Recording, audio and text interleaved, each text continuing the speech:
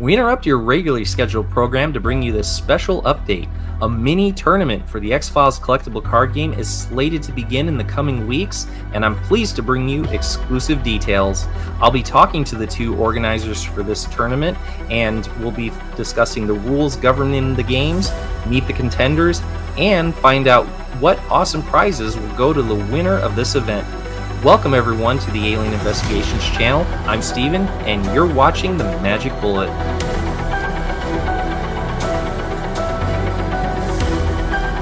I'm joined with the two event organizers for the 2025 X-Files CCG Voyager Promotions mini tournament.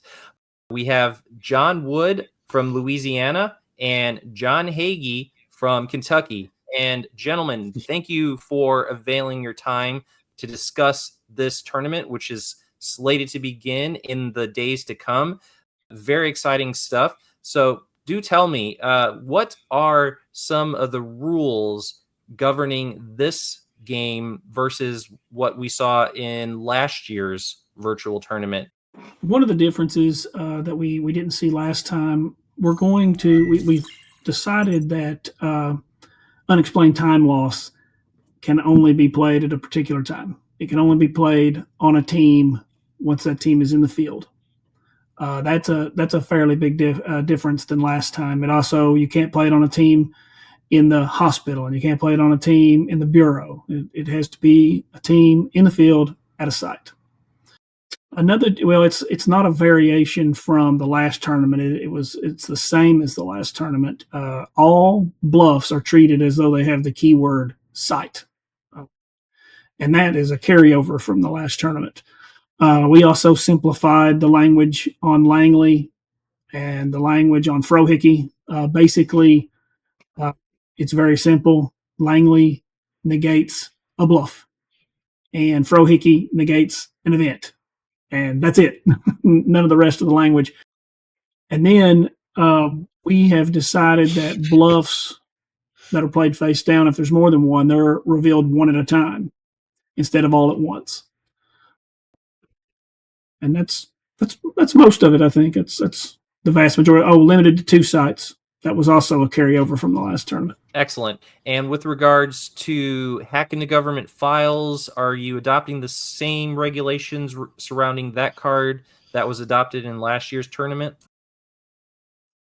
As far as hacking the government files goes, it can only be cards in your bureau deck or discard pile. It can't be a card that's been removed from the game, and it obviously can't be a card that was never in the game that's, in your personal collection or something like that. That's the only 2 things you can pull it from. 2 quick rules, because I know that they're going to come up because we saw it in the last tournament. No off-turn agent use unless it is Bill Patterson. And then the cry check rule, because, I kept trying to play him and kept getting the different results. You can split RP and CP per the ancillary rule. So he can do 1 and 1 because he can play both sides. Makes sense. So I understand. So this is a mini tournament, which means it's not going to be of the same scale that we saw in last year's virtual tournament, of which contained 14 contenders.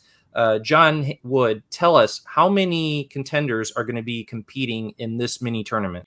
So this tournament is going to be a mini tournament, as you said. It's going to be 4 players. We have John Yost, we have Mike DeChuck, we have Staff Parker, and we have Sky Evans. Those 4 players will be competing for the Voyager promotion cards, as well as a couple of other prizes that were donated as well. Tell us, what are some of the prizes that are going to be made available to the winner of this event? I understand there's going to be runner-up prizes beyond just the grand prize. Is that correct? The Voyager promo cards, which is what this is for, is the Voyager Promotions Tournament. Steven will put a photo up right now, I'm sure. 5 cards, it's good fortune, calling us more often, a final choice, believe the lie, and infected that you might believe. Those 5 cards we have 3 sets of. So 1st through 3rd will get those prizes. The player that does not get one of those, which would be only 4th place, I am putting up a good fortune card. Also, Jonathan was nice enough to donate a deny everything for all of the players. So all 4 players will be getting a deny everything card. So that's for 4th through 1st. 1st place specifically will get their choices of the proxies that Dax very kindly offered up. There's a lot of sweet proxies in there that people can choose from. And then they will also get their choice of one of 3 GenCon cards, which is crazy awesome on top of the Voyager cards. The cool thing, since there's only 4 players in this one, is that there's only going to be 3 games. It's going to, well, 4 games, sorry. There's only going to be 4 games. I'll try that again. And it's going to be the opening round, which would be 2. There'll be a 3rd place game, and then the championship game. I understand we're going to be conducting the drawing here and now to determine who's going to be squaring off with who in the first round. So, guys, tell us, how is that being done? Well, we've got numbers 1 through 4 assigned to each of the contestants' names. So we're going to draw out those numbers, and we've got them matched up, and we'll state which numbers with whose name. That way, there's no wondering how it got that way. But yeah, that's what John's going to do. He's going to pull out numbers 1 through 4, and I'll let him go ahead and tell which name is matched up with which number. So, number 1, if you can see it up there, number 1 is John Yost. It is going into the Cup of Doom.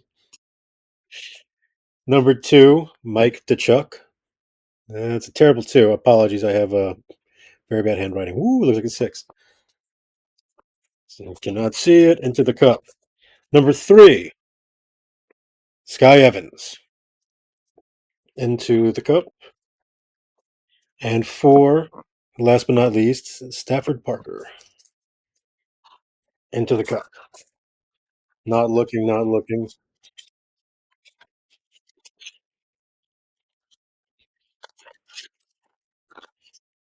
Don't know what this is. Let's see what it is. It is 4, Stafford. And so what does that mean for Stafford? So Stafford will be playing whoever I pick now, the second one. And then whoever I don't pick, they will be playing one another. All right. This is a 3. So Sky Evans. That's going to be a fun game to get done. Was it Japan and England? Excellent. So to recap, John Yost is going to be taking on Mike DeChuck, and Sky Evans will be facing off against Stafford Parker in the first round. That is correct. Correct. I do want to highlight the 4 gentlemen. So we have John Yost from Pennsylvania. We have Mike DeChuck from Canada, Sky Evans from Japan, and Stafford Parker from the UK. So this is an international tournament, and we've got 4 players from different parts of the globe. So this is very interesting. We did see contenders from all parts of the globe in last year's tournament, and I'm very happy to see that is staying true to form even within this mini tournament. Absolutely. I think it really also goes to show just the immense popularity of both the X-Files and the game to this day, that a card game that came out 30 years ago that died, it was like 6 months. I was actually looking at the actual breakdown between the first and the 6th edition, or first and second edition, and 10/13/61, and when they pulled the plug, that was only like a 6-month span between releases, and it's still 30 years later. There's people all over the world playing. I want to thank you guys for availing yourselves to give us the rundown of this mini tournament, and we'll be very excited to be following the games as they take place this summer. So excellent. John Wood, John Hagy, thank you so very much for joining us, and we'll be looking forward to talking to you guys again. Sounds good. Looking forward to it. It's good. And for those of you tuning in to this episode, please be sure to hit that like button. And of course, if you haven't already hit that subscribe button, please do so. A little support goes a long way from keeping this channel off life support. And if you need any help constructing an effective bureau deck, I've got sample deck videos that should prove inspiring. And that about wraps it up here. I'm Steven, and be sure to tune in for another edition of the Magic Bullet.